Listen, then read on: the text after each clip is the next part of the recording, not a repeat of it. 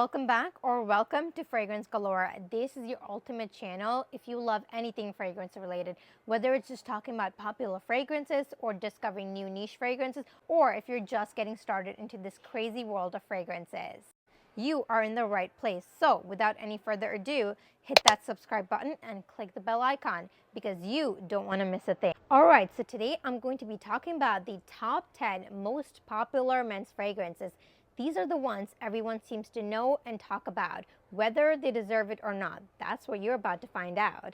So think of this as me casually walking you through each one of them and what makes them so great or not so great, and if I think they're worthy of the hype they get. Let's dive in. Starting at 10th spot, we have Haramain Amber Oud Gold Edition. You have definitely seen this on TikTok, social media, everywhere, because it is a Middle Eastern banger. So if you love Arabian style fragrances, that warm, sweet, a little fruity but oriental fragrance, then this is the one for you. It is a fragrance that does not break your bank, but gets you the quality, longevity, and sillage. I mean, what more could you have asked for? It is a dupe for Arbapora, but has its own twist and character, while still being a very, very good dupe. So if you are on a budget and are looking for a long-lasting fragrance, I don't think you would find a better option than this one. I would give this an easy 8.6 out of 10. At the 9th spot is the infamous Gold Bar 1 Million by Paco Rabanne. They have so many flankers, and honestly, the flankers are way better than the OG. This is a fragrance that seems like it's been out for forever and very, very popular. I think it has had its moment and we should probably move past it. It is a good fragrance, not that it's bad, but it just lacks that extra character like some of the other fragrances on this list have. It is a sweet, spicy, oriental fragrance. Nothing crazy about it. It lacks that wow factor for me, honestly. I think it was a good banger, but maybe we move past it because there are many, many better options out there for a better price point as well. The longevity is a pretty decent 6 hours. The sillage is okay. So, I mean, there's nothing crazy about this fragrance that we still need to have it in our top 10 most popular fragrances. But it is a good fragrance if you're just getting started. So I would give this one an 8.1 out of 10, and I would say it does not deserve the hype anymore. The 8th spot is Versace Eros. This one is the Eau de Toilette. It is a playful and timeless fragrance. If I could only describe it in 2 words, those would be it. This is for anyone looking for something that's sweet, fun, a little minty fragrance that you can wear any time of the year, super versatile, whether you go into the office, for a night out, casual dinners, it just works. And sometimes that's all you need. So if you're looking for something that's not overly complicated, but still loved by women, this is the one. So is it worth the hype? Yes, especially if you're looking for a simple, basic, everyday scent that you absolutely don't need to think about. Definitely, and I would give this one a 9.1 out of 10.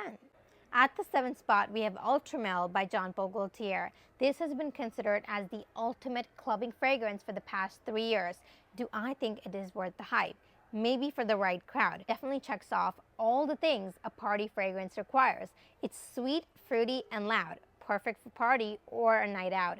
But I don't think it's for everyone because it might come off as a bit too youthful or sugary. Personally, I think there is a right crowd for this one, although I don't think it deserves the ultra hype it's been getting. So that being said, is it worth the hype? Maybe, but personally, I don't think so. I would give this one a 7.3 out of 10. Now we're talking something good. At the 6th spot is Emporio Armani's Stronger With You Intensely. Let me just start off by saying it is 100% worth the hype times 10 times 100. I mean, I will never not recommend this to any man. It is a warm, seductive, irresistible fragrance, a perfect fall and winter fragrance if I'm being completely honest, and also a perfect date night fragrance. It's sweet, woody, has this cozy, masculine vibe to it.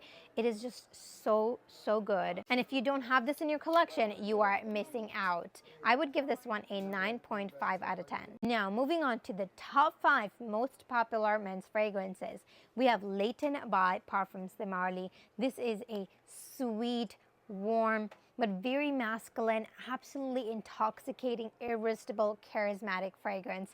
To me, this deserves to be at the first or second spot, worst case scenario. But it is on the fifth spot because that's what people have voted. Let's talk about the scent.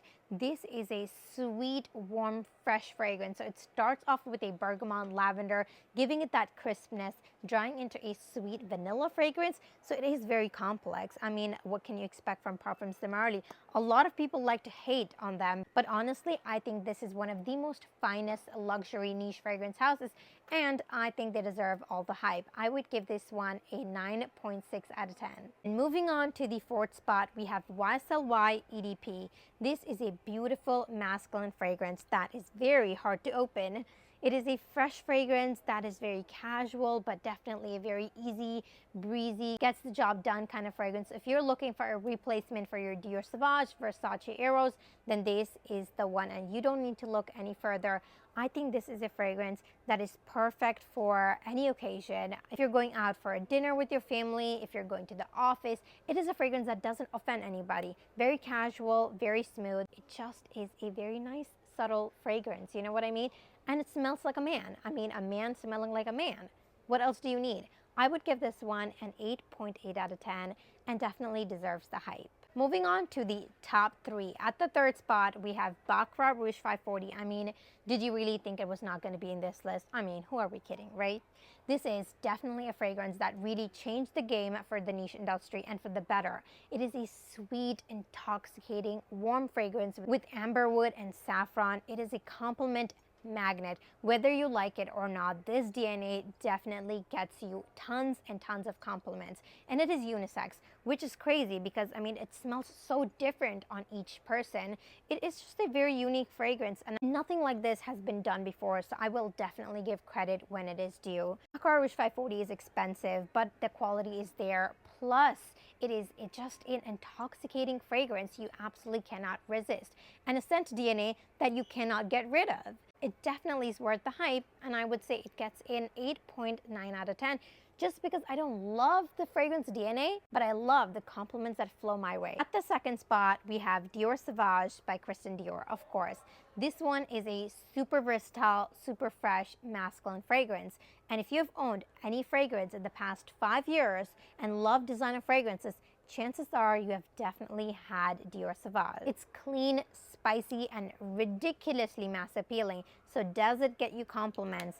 99% of the times, yes. But I don't know if they're going to be from the people you want to get complimented from, you know? It is definitely very versatile. You can wear this to work, date nights, casual outings, literally anywhere, all year round. Super, super mass appealing, like I said. Only issue is it's been overplayed, and now it's just not getting the love that it got earlier. So I don't think it deserves the hype now, but maybe at one point it was definitely a killing, mass appealing fragrance. So it had its time and moment, but now we need to move on to some better options. So the real question, is it worth the hype?